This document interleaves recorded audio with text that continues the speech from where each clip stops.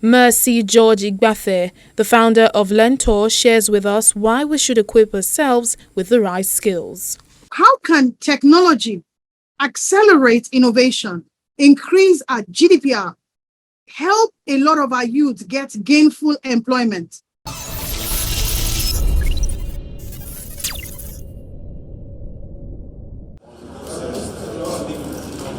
The world of work is constantly changing, a transformation many relate to the advancement of digital technologies. The skills needed to be successful in the workforce of today are quite different from those of the past. As new roles come into being, future occupations now require completely new skills as other functions become obsolete. We're in the midst of the fourth industrial revolution, and its defining trait is connectivity and data. And just as experts have been predicting, we might be tilting to a time where we'll share our workplaces with artificial intelligences and bots. Hence, the need to start acquiring skills that'll help us stay ahead of the curve. Mercy George Igbathe, the founder of Lentor, shares with us why we should equip ourselves with the right skills. Mercy, glad to have you on Tech Trends today. Thank you so much. Awesome. From the last time we had this conversation, I think that was in the heat of the pandemic, 2020, Yes. To now. How have we improved when it comes to embracing e-skills? There's been great news coming out of Africa. There's been great news from Sierra Leone. There's a young boy called Kevin that has innovated. There are great news coming. But I think I want to start with a quote by Albert Einstein that says the only reason for time is so that everything doesn't happen at once. So time is everything. Time is a game changer. And how do we make time more productive, more effective, more efficient? And that speaks to agile, which is what we spoke about the last time, the skill set to drive the fourth industrial revolution. There's been great news coming out of Africa, but there's been a lot of negative news as well coming out of Africa in terms of scam. I saw on Channel's report where the EFCC boss was saying that by 2030, almost 60-70% of our youth will be labeled criminals for internet fraud, because right now they're clamping down on all these fraudsters online. Why? Because we're still not learning the right skills. We spend a lot of time online, but what are we doing is a big question. So let's even start by looking at the economic landscape and also unemployment, right? How is it for you? How do you see the economic landscape in Nigeria today? It's a very scary situation, but I know that even the government recognizes a problem. There's a heightened level of insecurity in Africa, especially in my country that I know. There's a heightened high level of unemployment, according to Nigerian Bureau of Statistics.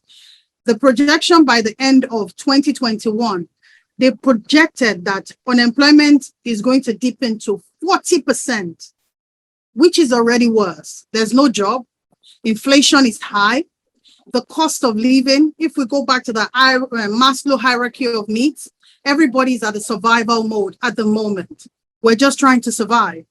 There is no money, but things are getting higher and higher, and life is becoming more difficult for every African, especially Nigerian. I know for my country because I live here.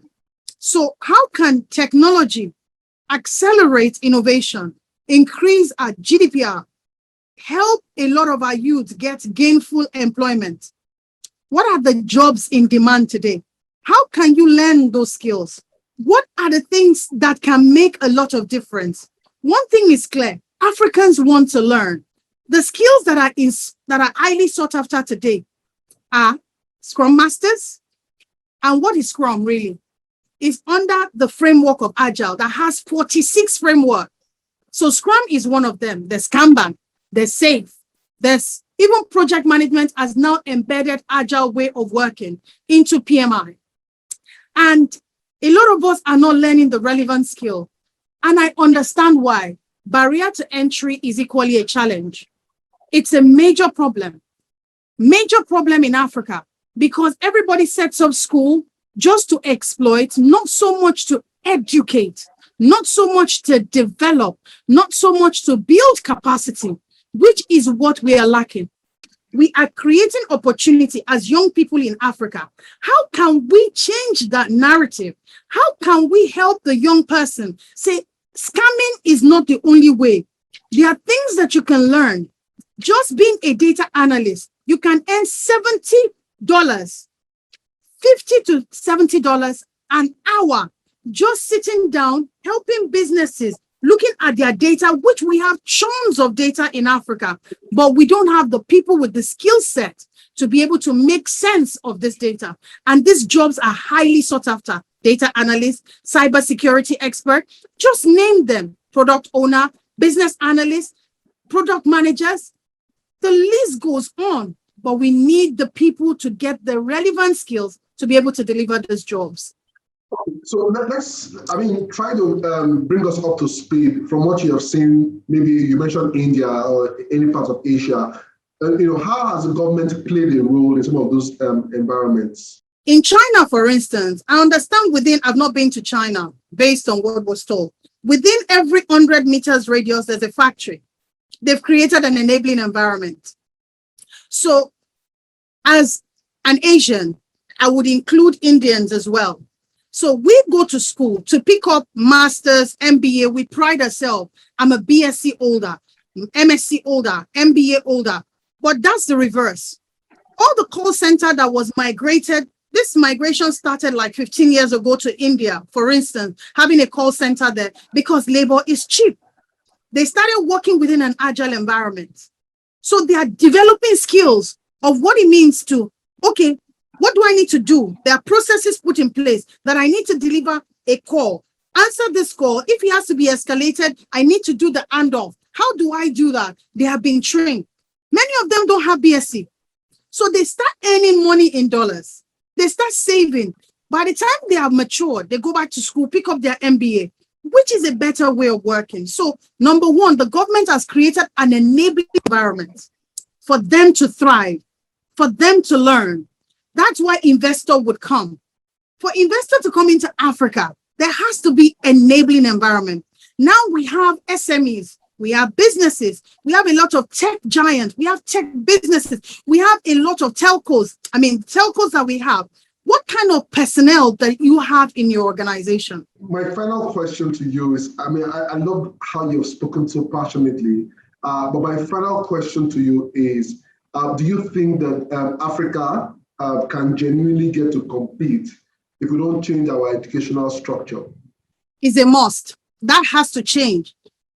My daughter coming back and saying, "Mommy, I want to know anatomy of anatomy of an animal." Okay, what are you going to do with it? Right now, I'm in the process of teaching my children, all of us learning Mandarin. Why? China is dominating the world in terms of the global economy. Why are you not teaching your children Mandarin? Is any of our institution training Mandarin? Why are we focused on coding? And it's so annoying. You will go to a school and you say, "Do you have a tech lab?" They say, "Yes." What are you teaching them? They will say Scratch. A 4-year-old between 4 to 10 can develop a product that is shipped down to Africa. How many African children can do that? So our educational system has to be overhauled. But I'm not saying do it in a bang. Take it iteratively. Collaborate with organizations like Lento. Let us help work with this framework, what they are learning. It's okay to learn mathematics, English, biology, but they need to understand what it means to think out of the box, to create product that can wield. So it's important we wake up today and start knowing that things are changing. Our young people need to be engaged. We need to collaborate with the government and be able to start offering training that is going to change and get them to earning money. There's a difference. Building capacity in apprenticeship. We keep focusing on apprenticeship. There's nothing wrong with it. But we need to focus on the skills that can drive that economy. Mercy, I want to thank you. I want to thank you for being on the show today. I love your passion. Keep up the good work. Thank you so much. Thank you so much for having me.